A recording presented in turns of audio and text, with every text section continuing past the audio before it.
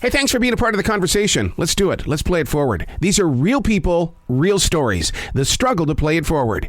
Episode number 592 is with the legendary Desmond Child, author of Livin on a Prayer. I'm doing fantastic.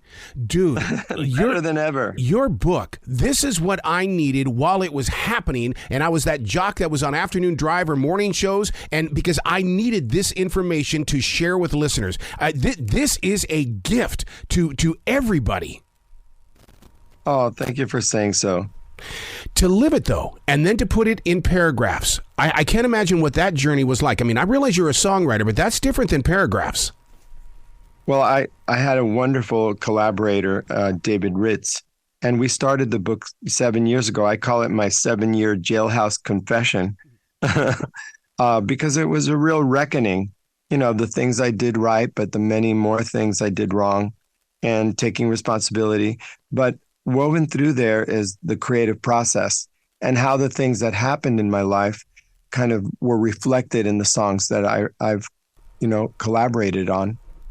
It's interesting that you say the creative process, because I have put my whole entire soul, that's my mantra when it comes to sharing creativity with other people, that it is a process. It's about receiving. Now, what are you going to do with it? And how do you send it out so that others can receive it as well?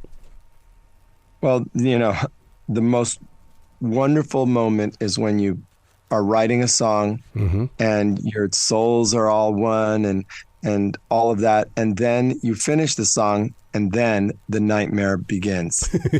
Who's going to demo the song? How are they going to demo it? How much is the demo going to cost? Yeah.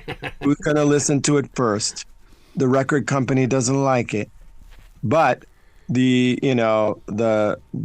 wife of the artist wants it. Yeah. I mean, it's like it's a labyrinth of problems, and it's a miracle any song gets anywhere. Actually, there's so many obstacles. See, this is every bit the reason why I call creativity an addiction, because no matter how we abuse our creative inner soul, we keep coming back to it. It's like, do it again. Oh man, let's feel it again.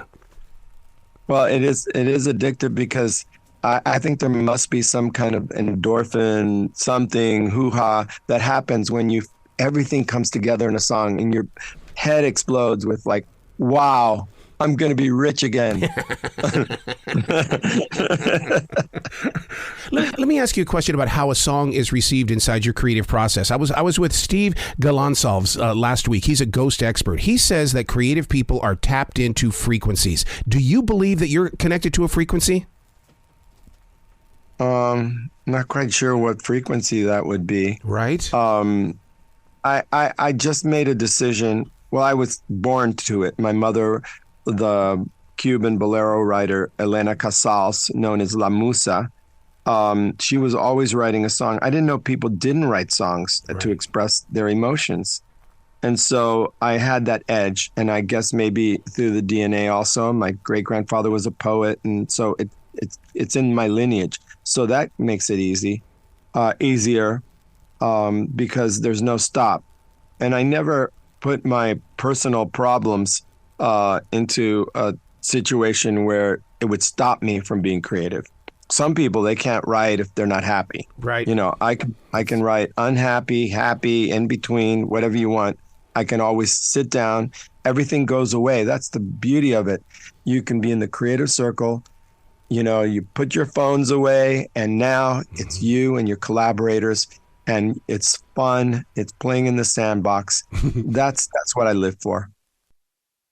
I'll tell you what really makes this book so special. I since I was a kid, Paul Stanley has been such a major part of my life. In fact, I've got one of his paintings in my living room. And the fact that you feature him in the foreword, my God, you won me over on page 1, dude.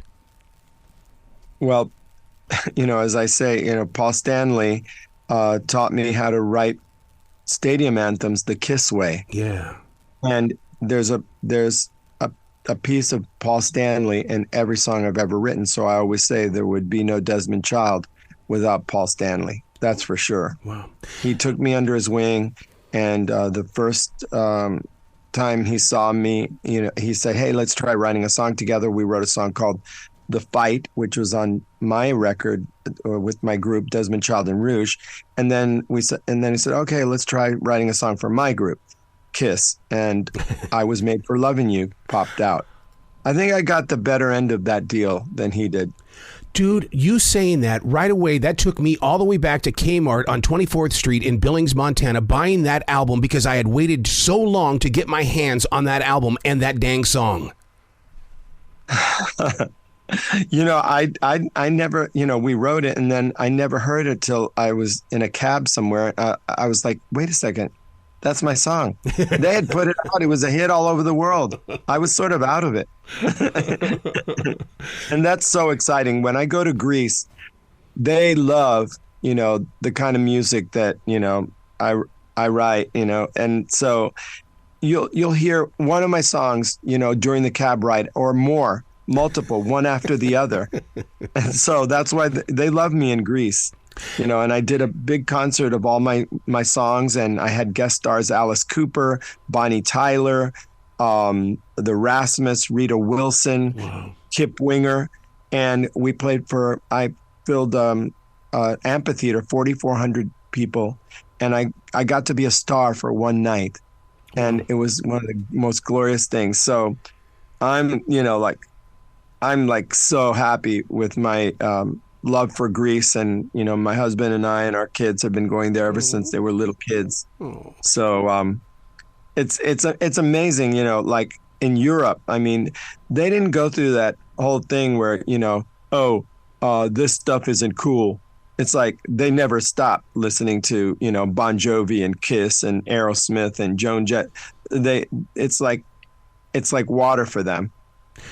Let me ask you a personal question in the way I realize the Songwriters Hall of Fame is very, very iconic. But what about the Rock and Roll Hall of Fame? Don't you think it's time to put you in there in a way to where I can stand in front of that area at the hall and sit there and go, oh my God, if it wasn't for the power of this man's nib, the pen, I would not be where I am today because he shared it. He relinquished it to all of these bands. That's a good idea. Why don't you suggest it? Okay. Somebody's got to nominate me. May as well be you. So when you pick a title like Living on a Prayer, do you find that prayer puts you in this position? Because, dude, everything that I do is because of that. So when I saw this title and I dove into it, I'm going, oh, he's on a journey. He's been called to do this. Well, John Bon Jovi actually did call me, and